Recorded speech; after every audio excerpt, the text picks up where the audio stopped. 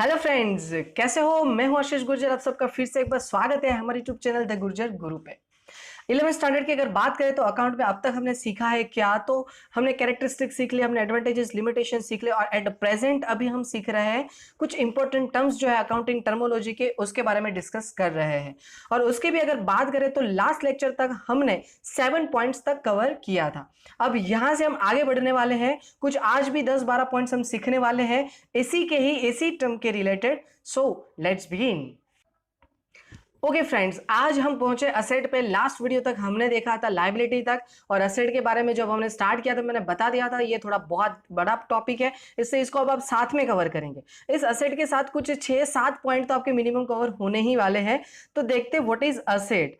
अब देखो, असेट के बारे में वैसे पहले भी डिस्कस किया हुआ है, पर फिर भी एक बार देख लेते हैं। असेट क्या होता है? जैसे लायबिलिटी क्या होती है आपकी, जिसको आपको पे करना रहता है, और असेट में क्या होता है कि भाई आपको जो कोई चीज आपके किसी के पास से लेना है, या तो फिर आपकी कोई ऐसी प्रॉपर्टी है जिसको हम असेट बोलेंगे। जैसे कि यहाँ पे देखो क्या लिखा है, there is two important aspect in the business, liability and asset. ठीक है, लायबिलिटी तो सर हमने बहुत अच्छे से पढ़ लिया। बात करते हैं हम असेट की। We have obtained the information about liability. ठीक है, now let us have information about asset under double entry system. At one side liability taken place and simultaneously on the other side asset emerge at the time of the commencement of the business. Double entry system की अगर बात करें तो एक side हम balance sheet में liability लिखते हैं, तो सेकेंड साइड हम क्या लिखते हैं? वो लिखते हैं हम असेट। क्लियर? नेक्स्ट, उसके बाद हमें क्या बताया है? असेट मीन, यहां पे देखो, asset mean any such tangible और इंटेंजिबल प्रोडक्ट और item which is of ownership of the business and has economical value. ये बहुत ही इंपॉर्टेंट वर्ड, इकोनॉमिकल वैल्यू। देखो सिंपल फंडा बोल दिया, कोई भी टेंजिबल या तो फिर इंटेंजिबल प्रोडक्ट फर्म या बिजनेस के पास है और जिसकी कोई इकोनॉमिकल वैल्यू है, तो ये हो गया आपकी असेट। खत्म बात, और कुछ नहीं समझना है आपको। Is it clear? थोड़ा और आगे बढ़ते हैं इसके बारे में। नेक्स्ट, अब उसको क्या किया है? असेट को क्लासिफाई कर दिया है। असेट को 3 पार्ट में क्लासिफाई किया, कुछ वही देख लेते हैं कि कौन से वो पार्ट है। तो थोड़ा नीचे आ जाते हैं, देख लो। तो 3 पार्ट में फर्स्ट है हमारा नॉन करंट असेट, सेकंड है हमारा current asset and last one is fictitious asset. अब देखो, पहले तो हम बात करने वाले नॉन करंट असेट की। अगर नॉन करंट असेट समझ में आ गया ना फ्रेंड्स, तो करंट तो वैसे ही समझ में आने वाला है। और अगर नॉन करंट समझना है तो उसके लिए आपको क्या समझना पड़ेगा? नॉन करंट लायबिलिटी समझनी पड़ेगी, जो कि हमने लास्ट वीडियो में एक्सप्लेन किया था। अगर अभी भी नहीं देखा है तो पहले प्लेलिस्ट में जाके वो वीडियो देख लीजिए, ताकि आपको लायबिलिटी क्लियर हो जाएगा। अगर लायबिलिटी क्लियर है ना फ्रेंड्स, तो आपको असेट समझने में बहुत ईजी रहने वाला है। सो अब देखते हैं इसमें क्या है हमारे पास। तो 3 जो पार्ट है उसकी अगर बात करें, उसमें सबसे पहले हम बात कर रहे हैं नॉन करंट असेट। नाउ अब इसको मैं पहले बेसिकली समझा देता हूं, फिर अंदर देखते हैं कि क्या ये लोग भाषण कर रहे हैं। नाउ तो फर्स्टली हमारे पास नॉन करंट असेट है, उसकी बात करें तो नॉन करंट असेट क्या होता है कि जिसका टाइम पीरियड 1 साल से ज्यादा हो। जैसे कि याद है आप लोगों को नॉन करंट लायबिलिटी, जिसका टाइम पीरियड कैसा होता है? 1 साल से ज्यादा। तो सेम फंडा यहां पे भी होता है कि यहां पे भी आपका जो टाइम पीरियड है वो 1 साल से ज्यादा होगा। क्लियर? और इसको आप लॉन्ग टर्म असेट भी बोल सकते हो। आई होप कि ये क्लियर हो गया। नाउ अब अंदर क्या देके रखा है, तो देखो, non current asset are identify on the basis of the time like non current liability. Non current asset are also for the period of more than 1 year. बस यही काम की चीज थी इसके अंदर। पहले तो आपको पता चलना चाहिए ये असेट है, फिर आपको ये रिकॉग्नाइज करना है कि ये 1 साल से ज्यादा टाइम के लिए है या उससे कम टाइम के लिए। अगर 1 साल से ज्यादा टाइम के लिए तो ये आपका क्या हो जाएगा? नॉन करंट असेट हो जाएगा। अगर 1 साल से कम टाइम के लिए तो ये आपका क्या हो जाएगा? करंट हो जाएगा। सिंपल। नाउ आगे क्या बोला है? इसको कैटेगराइज किया है 2 कैटेगरी में। फर्स्ट है हमारा टेंजिबल असेट एंड सेकंड है हमारा इंटेंजिबल असेट। समझ में आया? पहले क्या है हमारा टेंजिबल असेट एंड सेकंड हमारा जो है वो इंटेंजिबल असेट है। Now sir, what is tangible asset and what is intangible asset? तो उसके लिए हमारे पास 11 नंबर का पॉइंट है, वो इसके लिए ही बना है। चलो तो पहले टेंजिबल असेट की बात कर लेते हैं। अब देखो, बहुत सिंपल फंडा है। कोई चीज है, जैसे कि मान लो कि एक पेन है, उसको मैं पकड़ के आपको मार सकता हूं क्या?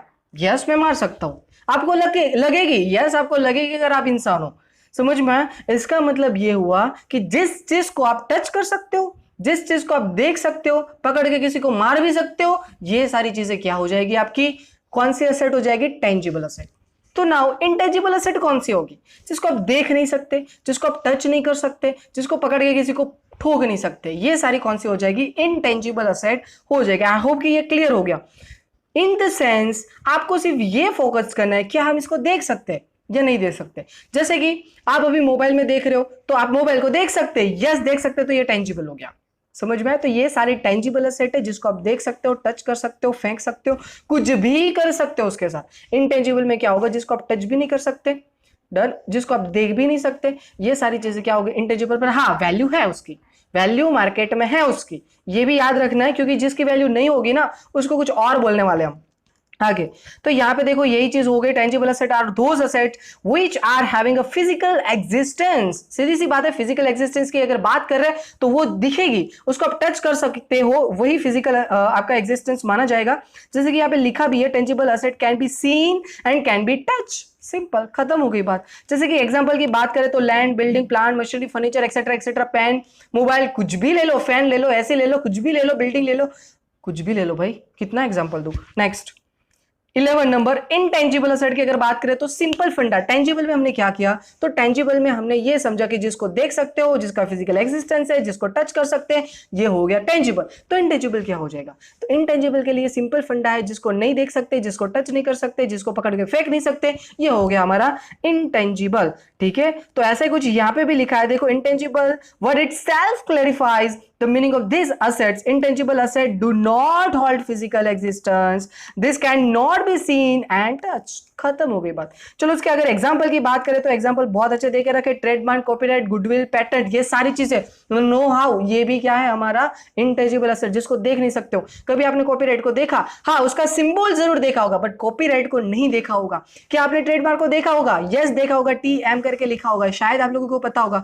कॉपीराइट की बात करो तो C करके राउंड किया होगा, वो भी देखा होगा। पेटेंट है, रजिस्टर करके R लिखा होगा, ये सारी चीज आप देख सकते हो। मतलब क्या? उसका सिंबल देख सकते हो, उसको फिजिकली नहीं देख सकते। किसी पेपर के अंदर लिखा हुआ पड़ा रहता है कि ये भाई आपको ये पेटेंट दे दिया, ये आपकी गुडविल है, ये आपका कॉपीराइट है, व्हाटएवर, कुछ भी, पर उसका कोई फिजिकल एग्जिस्टेंस नहीं है। कभी भी ऐसा नहीं होगा कि आप अपनी शॉप में गए, वहां पे गुडविल ऐसे कहीं पे घूम रहा था और आप गए तो आपके पाव में लग गई चोट और गुडविल को आपने उठा के एक साइड रख दिया। ऐसा कभी भी नहीं बनेगा, क्योंकि ये कौन सी चीज है? ये सारी चीजें जो है वो इनटेंजिबल है। मैं थक गया समझाते समझाते, आप समझे या नहीं? आई होप कि समझ गए। आगे तो आई होप कि ये क्लियर हो गया है, जो दो चीजें, tangible asset and intangible asset. फिर से एक बार शॉर्ट में याद रख लो, टेंजिबल जिसको पकड़ सकते हो, मार सकते हो, कुछ भी कर सकते हो। इनटेंजिबल मतलब मुझे ये सब करना है पर दिखती नहीं है, मैं क्या करूं? समझ में आया? तो ये हो गए इंटेंजिबल एसेट। नाउ उसके बाद है हमारे पास करंट एसेट। देखो ये तो हमने नॉन करंट एसेट सीखा, उस टाइम पे समझ लिया था, बट फिर भी हम समझ लेते हैं नॉन करंट एसेट क्या होता है। तो जिस भी एसेट का टाइम पीरियड 1 साल से कम होता है उसको हम क्या बोलते हैं? करंट एसेट बोलते हैं। आई होप कि ये क्लियर हो गया, इसमें कुछ और ज्यादा एक्सप्लेन करने की जरूरत नहीं है।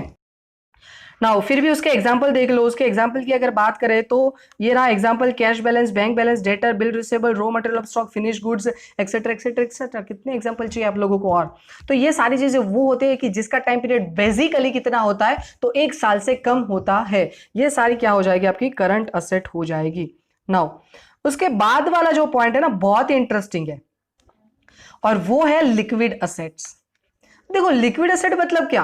पानी जैसी होगी, लिक्विड होगी, ऐसी कोई एसेट नहीं, ऐसा नहीं है। देखो इसका कॉन्सेप्ट पहले समझ लो। तो कॉन्सेप्ट की अगर बात करें ना, तो लिक्विड एसेट मतलब जिसको आप इजीली कैश में कन्वर्ट कर सकते हो। समझ में आया? वैसे करंट एसेट होती है ना, वो कैश में कन्वर्ट होती ही होती है, बट इजीली, इमीडिएटली, जब भी जरूरत हुई तब आप जाए और कैश में कन्वर्ट कर लो। तो हर एक करंट एसेट है ना, वो लिक्विड एसेट है, सिर्फ एक को छोड़ के, और वो एक है स्टॉक।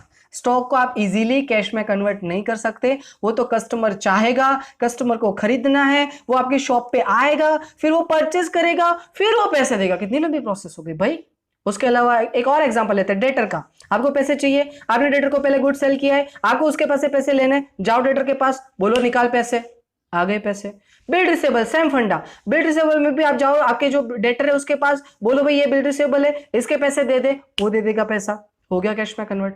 ऐसी हर एक, कैश तो खुद कैश होता ही है इसलिए वो नहीं समझाता, ऐसी हर एक चीज जिसको इजीली कन्वर्ट कर सकते हैं हम कैश में, इसको बोलेंगे हम लिक्विड एसेट। और सिंपली बोलना हो तो वो हर एक करंट एसेट लेंगे एक को छोड़ के, और वो होगा हमारा स्टॉक। स्टॉक को छोड़ के जो भी हमारी करंट एसेट है वो हो गई हमारी लिक्विड एसेट। यही भाषण कुछ यहाँ पे भी किया गया है, या अच्छे से आप रीड कर लेना, कुछ बड़ी बात नहीं। एग्जांपल यहाँ पे दे के रखा है, debtor, bill receivable, etcetera etcetera. सिर्फ एक ही चीज याद रखो, स्टॉक को हटा दो, करंट एसेट का जो एग्जाम्पल है वही यहाँ पे बिठा दो, खत्म बात। नाउ उसके बाद अब है हमारे पास रियल एसेट। सर ये रियल मतलब क्या, सच में रियल होता है? Yes exactly. रियल एसेट मतलब जिसकी रियल में मार्केट में कुछ वैल्यू है, जिसको रियल में आप मार्केट में सेल कर सकते हो, जिसका रियल में कुछ फिजिकल एग्जिस्टेंस है, ऐसी कोई भी चीज होती है उसको हम रियल एसेट बोलेंगे। तो मतलब सर आपने जो करंट एसेट लिया वो रियल हो सकती है? यस हो सकती है। सर आपने जो नॉन करंट एसेट लिया वो रियल हो सकती है? यस हो सकती है। हर एक एसेट रियल हो सकती है एक्सेप्ट फिक्टिशियस एसेट। क्लियर? तो यहाँ पे यही कुछ लिखा हुआ है, देखो, real asset means asset that have value in reality. खत्म हो गई बात, यही डेफिनेशन हो गई। जिसकी रियलिटी में कुछ ना कुछ वैल्यू है वो आपकी रियल एसेट हो जाएगी। और यहाँ पे कुछ एग्जांपल भी दिया, in these assets tangible, intangible, current asset are included. ये सारी वही चीज हो गई ना फ्रेंड्स जो अभी आगे सीखी है। तो रियल एसेट इतना इंपॉर्टेंट पॉइंट नहीं है, बट समझना जरूरी था कि जिसकी रियल में कुछ वैल्यू है उसको रियल एसेट बोलेंगे। तो अब इंपॉर्टेंट पॉइंट हो जाता है फिक्टिशियस एसेट, जिसमें सबसे ज्यादा लोग कंफ्यूज होते हैं, वो है हमारा फिक्टिशियस एसेट। चलो तो देख लेते हैं फिक्टिशियस भी। नाउ पहले तो इसको समझ लो, फिक्टिशियस एसेट जो होता है उसकी वैल्यू जीरो होती है। सर अगर वैल्यू जीरो है तो एसेट में क्यों लिखते हो? अब देखो, दरअसल फिक्टिशियस एसेट एसेट है ही नहीं। ये आप समझना क्या होता है यहां पे। देखो, मान लो कि आप एडवर्टाइजमेंट एक्सपेंस कर रहे हो, मैंने MS धोनी को हायर किया, भाई इस प्रोडक्ट को तुझे मार्केटिंग करनी है, और उसके साथ मैंने 5 साल का कॉन्ट्रैक्ट किया। मैंने पूछा तेरा चार्ज क्या होगा, तो MS बोलेगा भाई मेरा चार्ज है 100 करोड़ फॉर 5 years, मतलब पर ईयर 20 करोड़ रुपीज। मैंने बोला ओके ठीक है दे देंगे, हम कैपेबल है। हमने उसके साथ कॉन्ट्रैक्ट कर दिया, पेमेंट अभी क्या अभी दे दिया। डिपेंड करता है कंपनी के पॉलिसी के ऊपर, ईयरली भी देते हैं, कभी कभी एक साथ भी देता है, पर अभी हमने एक साथ पेमेंट कर दिया 100 करोड़ रुपीज। वैसे एडवर्टाइजमेंट एक्सपेंस मेरे लिए क्या है, एक्सपेंस है, बट ये एक्सपेंस मैंने कितने साल के लिए किया, 5 साल के लिए। अब ये 5 साल का जो खर्चा है वो मिला के एक ही साल में लिख दूंगा, तो ये तो अनफेयर हुआ ना। समझ में आ रहा है कुछ? मैं प्रॉफिट 1 साल का गिन रहा हूं और एक्सपेंस 5 साल का गिन रहा हूं, तो ये तो कुछ गलत हो गया। तो ऐसा ना हो इसलिए हम क्या करते हैं, तो 5 साल तक उसके हिस्से का मतलब 20 करोड़ 20 करोड़ 20 करोड़ 20 करोड़ 20 करोड़ हम ट्रांसफर करते रहेंगे करते रहेंगे करते रहेंगे एज अ एक्सपेंस। बोलो क्लियर हुआ? कुछ क्लियर हुआ? यस। चलो फिर से एक बार यही थोड़ा प्रैक्टिकल ले लेते हैं 2015 से लेके 20 तक। तो 2015 में 20 करोड़ डालूंगा, 16 में 20, 17, 18, 19 एंड 20 में 20 करोड़ डालेंगे, एक साथ नहीं डालेंगे। तो सर चलो ये तो समझ लिया, हमने पैसे दे दिए 20 करोड़ फर्स्ट ईयर आप लिखोगे, तो बाकी 80 का क्या, पैसे तो गए, तो बैलेंस शीट टैली नहीं होगा अगर नहीं रिकॉर्ड करोगे। तो उस टाइम पे हम एडवर्टाइजमेंट सस्पेंस अकाउंट क्रिएट करके कहां पे लिखते हैं, तो वो लिखते हैं हम असेट में लिखते हैं। वैसे ही चीज हर एक चीज का किस में होती है कि कोई शेयर इश्यू किया उसका कोई कॉस्ट हुआ, कोई डिबेंचर इश्यू किया उसका कोई कॉस्ट हुआ, कोई प्रीलिमिनरी एक्सपेंस हुआ, ये सारी चीजें ऐसी है ना जो एक्सपेंस है दरअसल, बट इसको हम एक साथ रिटर्न ऑफ नहीं कर सकते, उसको धीरे धीरे धीरे धीरे रिटर्न ऑफ करना होता है। तो ये हो जाती है हमारी फिक्टिशियस असेट। आई होप कि ये क्लियर हो गया। यही भाषण कुछ अंदर भी देके रखा है। मेन चीज है आपके लिए एग्जाम्पल, तो एग्जाम्पल में ढूंढ के आपको बोल देता हूँ। एग्जाम्पल ये रहा, तो एग्जाम्पल में issue, cost of share and debenture, preliminary expense, share और डिबेंचर डिस्काउंट एक्सेट्रा, ये सारी चीजें क्या हो जाएगी आपकी, कौन सी चीज हो जाएगी, ये आपका हो जाएगा फिक्टिशियस असेट। ये चीज याद रखना, जो आपकी फिक्टिशियस असेट है ना वही आपका डेफर्ड एक्सपेंसेस है, आगे आने वाला है तब देखेंगे। चलो आगे। अब उसके बाद अगर हम डिस्कस करें तो वो पॉइंट है मेरा रिसिप्ट। बहुत सिंपल, जो मुझे मिले उसको हम क्या बोलेंगे, रिसिप्ट। खत्म हो गई बात। जो मिले मतलब रेगुलर इनकम मिल रही है, रेगुलर पेमेंट मिल रहा है, मतलब मिल रहा है, मिलने की बात हो रही है, ये सारे रिसिप्ट हो जाएगी। वो कुछ भी तरीके से हो सकती है। एग्जांपल लेते हैं, हम सेल करते हो तो पैसे मिले तो ये भी मेरी रिसिप्ट। समझ में? कुछ और एग्जांपल लेते हैं। सपोज मान लो कि किसी जगह पे आपने इन्वेस्टमेंट किया और उसका एवरी मंथ आपको वो इंटरेस्ट प्रोवाइड करिए, तो ये रेगुलरली मिल रहा है मुझे। यस, अगर मुझे मिल रहा है तो ये रेगुलरली मुझे मिल रहा है, वो क्या हो जाएगा, मेरा रिसिप्ट हो जाएगा। समझ में आया? चलो सर ये रेगुलर मिलना कंपलसरी है। देखो फ्रेंड्स, ये जरूरी नहीं कि वो रेगुलर ही मिलता हो, वो रेगुलर ना भी मिलता हो, बहुत लंबे टाइम में भी मिलता हो, क्योंकि इसके लिए 2 और पार्ट भी है हमारे पास। देखो यहाँ पे लिखा हुआ है मैंने, आई मीन बुक वालों ने। फर्स्ट जो है वो है regular receipt which are known as a revenue receipt. याद रखना, रेवेन्यू रिसिप्ट और कैपिटल रिसिप्ट भी होती है, which are not regular in nature, जो हर रोज मिलती है या तो फिर हर महीने मिलती है या तो इन शॉर्ट रेगुलर मिलती है, एवरी 15 डेज पे, एवरी मंथ पे, एवरी 2 मंथ पे, कुछ भी रेगुलर मिला, दैट मीन्स आपका रेवेन्यू रिसिप्ट। और जो रेयर केस में मिलता है, जैसे कि मैं फर्नीचर अपना यूज कर रहा था, बहुत लंबा टाइम हो गया, 10 साल हो गए, इस 10 साल में अब मुझे ये फर्नीचर नहीं चाहिए, मुझे इस फर्नीचर को बेच देना है क्योंकि मुझे नया फर्नीचर करवाना है। तो जो पुराना फर्नीचर उसको बेचोगे तो कुछ तो मिलेगा ना, कबाड़ में जाएगा तो कुछ तो स्क्रैप मिलेगी ना, वो मुझे मिला, ये मेरी रिसीव हो गई।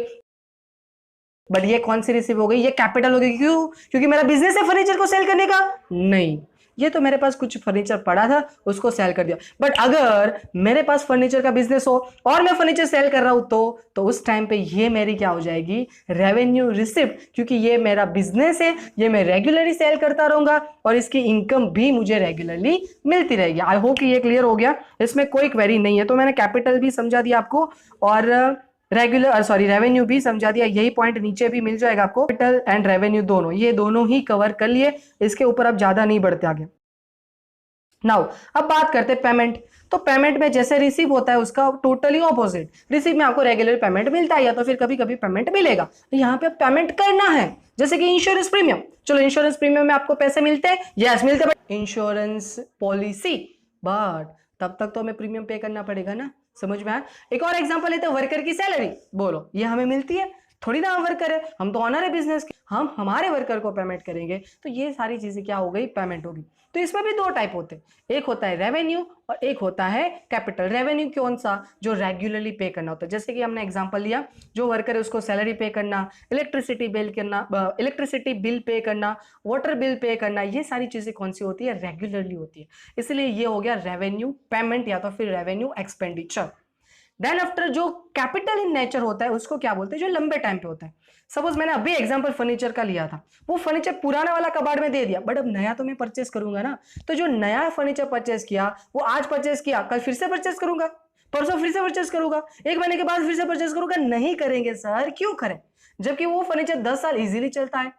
तो ये क्या हो गया? ये लंबे टाइम के लिए चलता है, इसलिए ये कौन सा एक्सपेंस हो गया? कैपिटल। एक्सपेंस तो है भाई बंद, एक्सपेंस तो है, बट ये कौन सा एक्सपेंस है? कौन सा एक्सपेंस है? कैपिटल इन नेचर है, सो कैपिटल एक्सपेंस हो गया। कोई मशीनरी परचेस कर रहे हो, लंबे टाइम तक चलने ही वाली है, इससे ये भी आपका कैपिटल एक्सपेंस हो गया। तो ये हमने ये भी समझ लिया। एंड लास्ट में अगर बात करें तो अब है हमारे पास डेफर रेवेन्यू एक्सपेंस। तो ये देखो क्या लिखा है, पॉइंट नंबर 15, याद है हमने 50 से सीखा था, ये वही बात हो गया। आई होप कि ये क्लियर हो गया। तो फ्रेंड्स आज तक इतना ही रखते हैं, उसके बाद जो हमारे पास है वो बाद में हम नेक्स्ट लेक्चर में सीखने वाले हैं। सो आई होप कि आप लोगों को समझ में आ गया। अगर कोई भी क्वेरी है तो आपको पता है आपको क्या करना है, पहले तो पूरा वीडियो फिर से देखिए, फिर कॉमेंट में लिखिए, और अगर अच्छा लगा है तो लाइक करके आपके दूसरे फ्रेंड को शेयर कीजिए ताकि वो भी इसका बेनिफिट अच्छे से ले सके। और अगर इस चैनल पर नए हो तो सब्सक्राइब करके बेल आइकन को प्रेस कर दीजिए ताकि आपको नए नए वीडियोस की नोटिफिकेशन मिलती रहे। Thank you so much.